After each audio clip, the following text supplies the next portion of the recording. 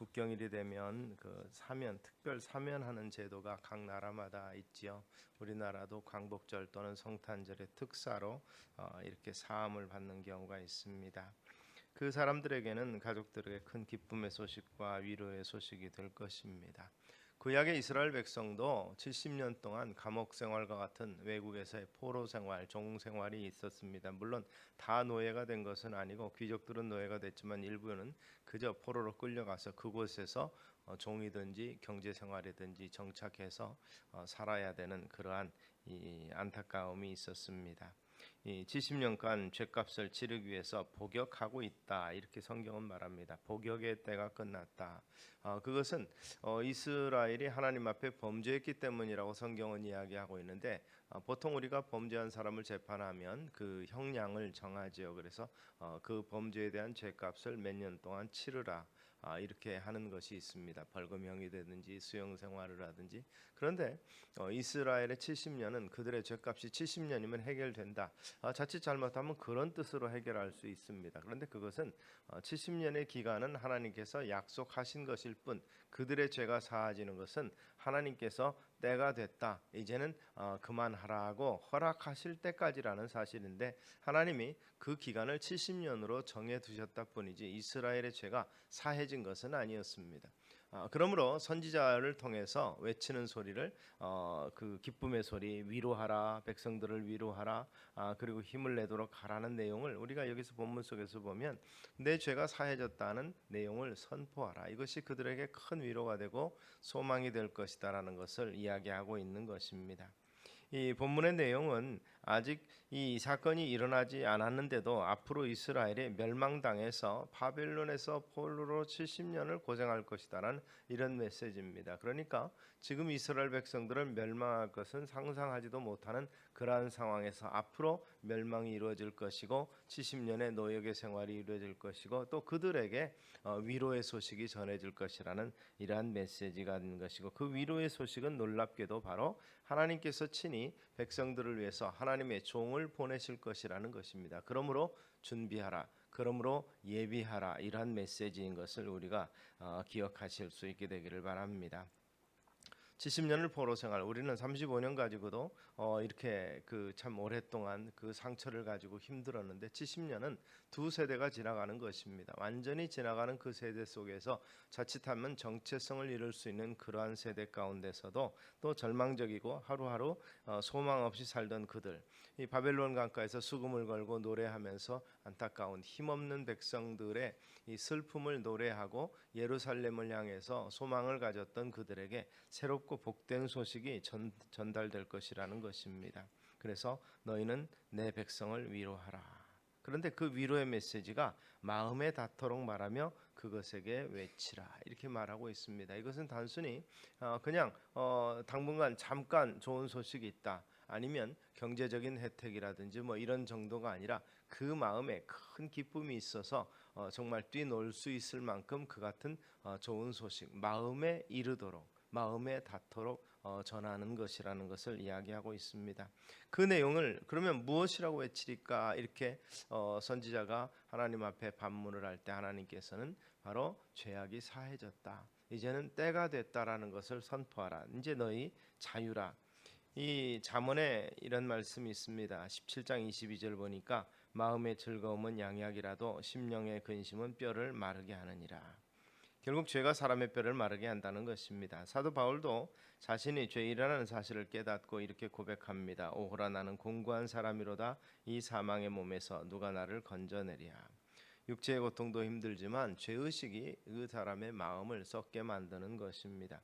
이스라엘 백성들에게 힘든 것은 우리가 하나님 앞에서 버림을 받았다는 뜻이고 이 버림받았다는 것은 하나님 앞에 죄지었다는 것입니다. 이런 죄의식 때문에 그들은 대놓고 하나님 구해 주시옵소서 소리를 못할 만큼 이스라엘의 상태가 영적인 상태가 악했다는 것을 볼 수가 있는 것입니다. 그런데 그들에게 그 죄악이 사함을 받았느니라 내 죄 사함을 받았느니라 주님께서 복음 전파하시면서 말씀하시고 단순한 치료로 끝나는 것이 것이 아니라 영혼의 평안까지도 주셨던 것처럼 이스라엘 백성들에게도 죄 사함을 받았느니라. 그러니 뭐 자동적으로 이제는 노예 상태에서 이제는 자유롭게 될 것이다라는 메시지도 함께 있는 것입니다. 그런 면에서 이 하나님 앞에 짓는 죄가 무서움을 우리는 생각하시고, 그리고 그러한 그 죄 가운데서 좌절과 낭만과 이러한 세월을 지나는 동안에 하나님께서 긍휼히 여기시고 그들을 결코 버리지 아니하셨다는 사실을 우리는 생각하게 됩니다. 바로 그런 일들이 일어나기 전부터 선지자를 통해서 약속의 말씀을 주셨기 때문에 그렇죠. 그런 면에서 이스라엘에게 진정한 위로와 기쁨의 소식이 되는 것은 하나님께서 용서를 선언하셨기 때문이다. 우리 인류가 죄와 허물로 죽었는데 살리신다는 이러한 위로의 메시지가 우리에게 큰 의미가 되는 것은 세상 사람들은 자기가 죄인인지를 알지 못합니다. 그리스도 안에 있는 자들, 결국 하나님의 은혜를 입은 자들에게 기쁨과 평강의 소식이 이 땅에 오신 것이 바로 성탄절이라는 것을 우리는 기억하시기를 바랍니다. 하나님께서 친히 사람의 몸을 입고 이 땅에 오셔서 그 사랑을 확증하신 것, 그것이 십자가고, 그 십자가를 위해서 이 땅에 오신 것, 육신을 입고 이 땅에 오신 것이 성탄이라는 것을 우리가 기억하시기 바랍니다. 이 성탄으로부터 내 죄 사함이 사해졌느니라 하는 선포가 완성이 되는 것입니다. 그 여호와의 종이 옴으로 말미암아서 그러한 일이 이루어질 것이다라는 메시지가 전해집니다. 그 여호와의 종은 사람들은 생각할 때 히스기야라든지 고레스라고 생각을 했습니다. 왜냐하면 히스기야 왕 때 전성기가 있었고 페르시아의 고레스가 바로 이 포로에서 해방시켜주기 때문에 그렇지만 진정한 여호와의 종은 바로 우리 주 예수 그리스도십니다. 때가 참에 하나님께서 여인의 후손을 통해서 이 땅에 보내주신 그분이 이 땅에 오심이 바로 성육신하신 이 성탄의 인자 되시는 우리 주님이시라는 사실입니다. 그분이 오시는 것은 바로 회개하라 천국이 가까웠느니라.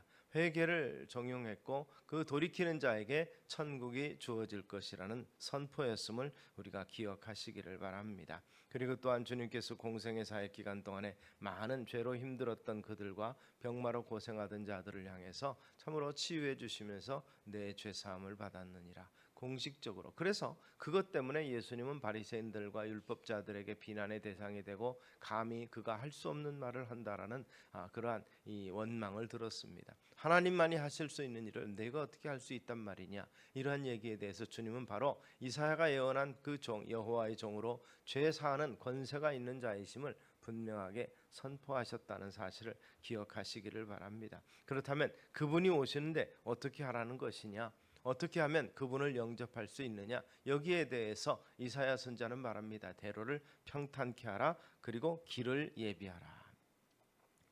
골짜기를 돋우고 언덕은 깎아서 모든 길을 평탄하게 하라는 것입니다. 이 말씀을 받는 대상자들은 바벨론 포로들이라면 그들이 광야에서 사막에서 길을 만들어야 한다는 것입니다. 그렇다면 예루살렘까지 가는 길을 닦으라는 얘기냐? 그 얘기가 아닙니다.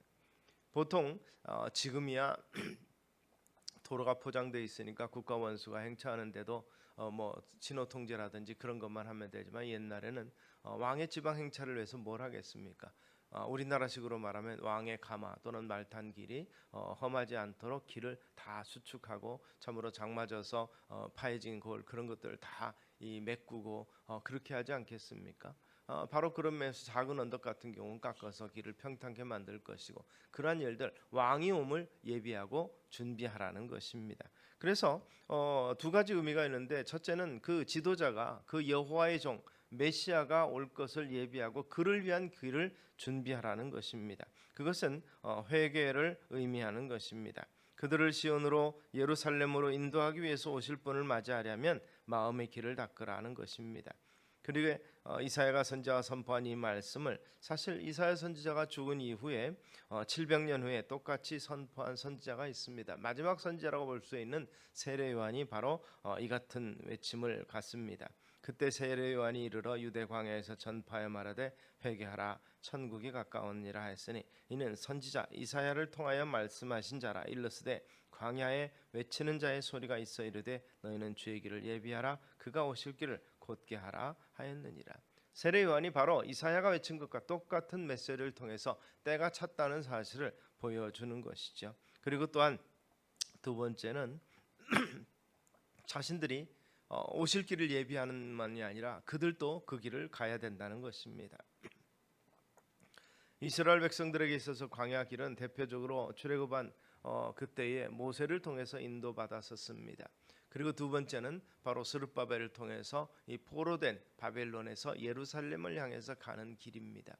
그 길을 예비하라는 것이고 그 길을 가야 될 것인데, 여기서 말하는 길은, 최종적인 길은 세 번째 길입니다. 그것은 스룹바벨이나 이 선지자들을 통해서가 아니라 바로 메시아 그분을 통해서 같이 가게 될 그 길을 말하는 것입니다. 그래서 그 세 번째 인용, 여호와의 영광이 나타나고 모든 육체가 그것을 함께 보리라. 이는 여호와의 입이 말씀하셨느니라. 이 말씀처럼 여호와의 영광이 나타났을 때 육체, 즉 사람들이 그것을, 그 영광을 보게 될 것이라고 선포하고 있는 것입니다. 사람들이 자기 눈으로 하나님의 영광을 보는 것이죠. 예수님 태어나셨을 때 목자들이 와서 보니까 천사들과 그 영광 가운데서 이 오신 예수, 아기 예수를 바라보며 경배했다 그랬습니다. 그리고 천사들은 찬미했다 그랬습니다. 세상 사람들이 알지 못하는 가운데 조용히 오신 주님께서 바로 영광 중에 오셨고, 그리고 참으로 동방박사의 예물을 받으시며 찬미 받으셨던 것을 우리는 기억하고, 천군 천사의 찬양 속에서 이 땅에 임재하셨던 것을 우리가 기억하실 수 있게 되길 바랍니다. 사람의 눈으로 보이는 하나님의 영광, 즉 메시아 예수님께서 오셔서 은혜와 진리가 충만하다, 독생자의 영광으로 은혜와 진리가 충만하다고 성경이 말씀하신 것처럼 육신을 입고 이 땅에 오신 그분, 사람의 모습, 피조물의 형상으로 오신 그분이 우리에게 참 위로가 되심으로 우리도 그분과 함께 그분을 영접하라는 것이고, 그 영접할 그분은 요한은 빛이라고 표현했고 성경은 말씀이라, 말씀이 이 땅에 육신이 돼서 우리에게 임했다라고 선포하고 있습니다. 그래서 무엇을 외치는가? 모든 육체는 풀이고 그 모든 아름다움은 들의 꽃과 같으니 풀은 마르고 꽃은 시들어 여호와의 기운이 그 위에 붑니다. 이 백성은 실로 풀이로다. 풀은 마르고 꽃은 시드나 우리 하나님의 말씀은 영원히 서리라. 하나님의 말씀이 영원히 설 것이고, 그 영원한 말씀 대신 인자가 바로 우리에게 성육신하셔서 오실 것이라는 것입니다. 팔레스틴의 우기와 건기, 그 당시에 우기에는 비가 오지만 건기에는 이 사막에 뜨거운 열풍이 나서 웬만한 이 꽃들은 다 시들어버리는 그러한 모습을 보여줍니다. 인생을 그것과 비유해서 우리의 모든 날이 주의 분노 중에 지나가며 우리의 평생이 순식간에 다하였나이다. 우리의 연수가 70이요 강건하면 80이라도 그 연수의 자랑은 수고와 슬픔뿐이요 신속히 가니 우리가 날아가니이다. 시편 기자가 90편에서 그렇게 고백하고 있습니다. 썩어질 없어질 그러한 세상의 소명을 두면 망하고 실망할 수밖에 없는 상황인데, 그래서 이 꽃은 시드나 우리 하나님의 말씀은 영원히 서리라, 이러한 외침을 이사야에게 주님께서 말하셨던 것입니다. 주의 말씀이 영원히 설 것이다. 세상의 모든 것은 시들지만 그러나 말씀은 결코 시들지 아니하다는 것입니다.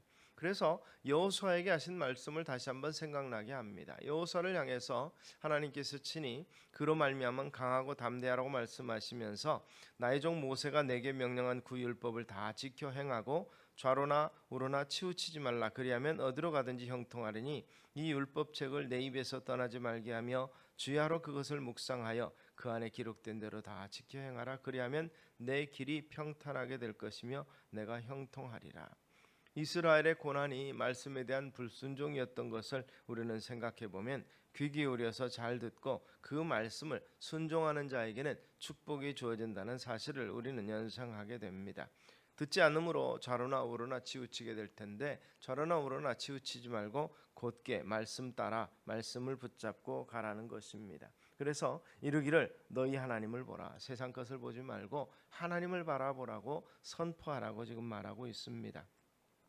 포로복역 중 이스라엘에 전해진 위로의 메시지는 죄사함을 말씀했고, 그리고 이 돌아올 길을 예비하라고 말씀하시고, 그리고 영원한 하나님의 말씀을 붙잡으라고 말씀하셨고, 이사야는 거기에 더 나아가서 바로 이 좋은 소식을 전파하라. 이 소식은 아름다운 소식이니 은혜로운 소식이니 전파하라, 이렇게 말하고 있습니다. 9절에서 아름다운 소식을 시온에 전하는 자여, 이렇게 말합니다.